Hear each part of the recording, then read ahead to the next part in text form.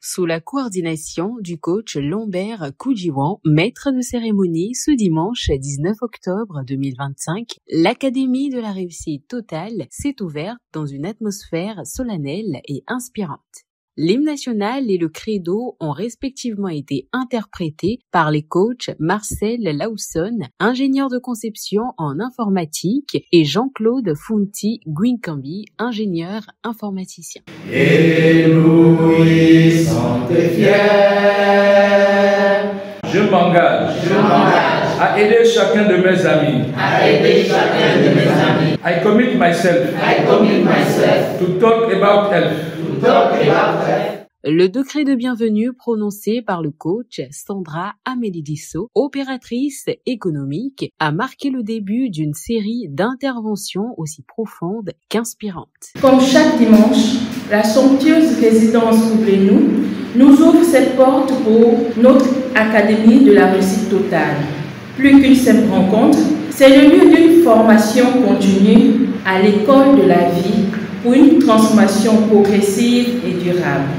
Je vous invite donc à une discipline d'écoute active afin de capter le message que Dieu a prévu pour chacun d'entre nous aujourd'hui.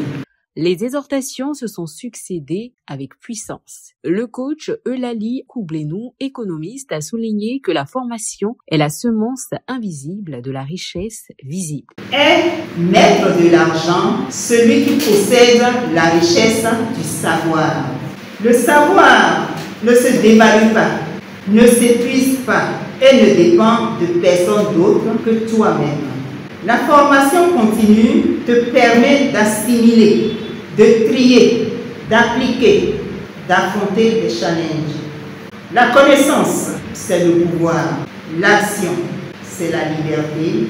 Et le savoir est l'héritage. Merveilleuse créature de Dieu, retiens que l'investissement dans l'éducation et le développement des compétences est le fondement nécessaire pour produire de la richesse immesurable.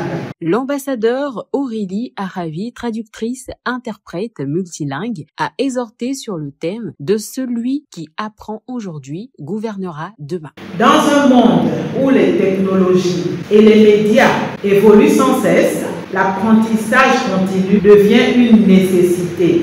Cela signifie que l'apprentissage permet l'acquisition de nouvelles compétences, de compétences techniques et comportementales, et par conséquent l'amélioration de l'employabilité et des perspectives de carrière.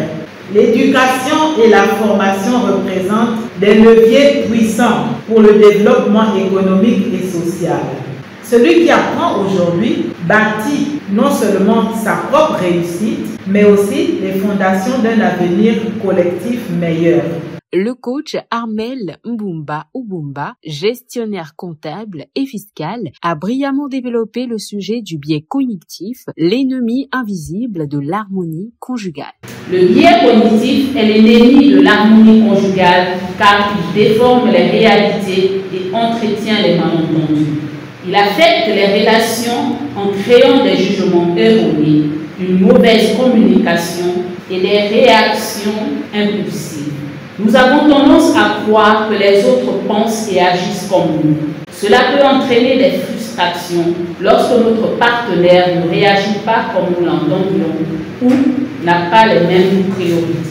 Au lieu de s'attarder sur les problèmes et les erreurs, essayons de nous concentrer sur la recherche de solutions communes qui nous permettront de construire des relations savoureuses et durables. Enfin, le coach Aimé Clarisse Mapikou Pidianzego, éducatrice préscolaire, a conclu les enseignements par une réflexion profonde sur le feedback, miroir de croissance et école d'humilité. Le feedback, c'est un miroir que la vie, les autres ou Dieu place devant nous pour nous montrer ce que nous ne voyons pas toujours.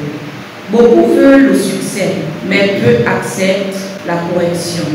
Pourtant, on ne devient pas excellent en fuyant la vérité, mais en l'accueillant avec humilité. Celui qui accepte le feedback devient sage, fort et stable. l'appel à contribution conduit par le coach Atanda Bakari, informaticien, a renforcé la cohésion et la générosité de tout un chacun, suivi de l'atelier final dirigé par le coach Abed Boussari, informaticien de gestion, qui a permis à tous de plonger dans le logiciel de restauration et de réussite intégrale. Les vrais riches sont souvent les plus généreux car ils ont compris que donner, c'est déclencher le retour. La générosité n'est pas une perte, mais un investissement. Donc pour cela, faisons une générosité et n'apprenons rien au retour. Je suis conscient de la présence intérieure.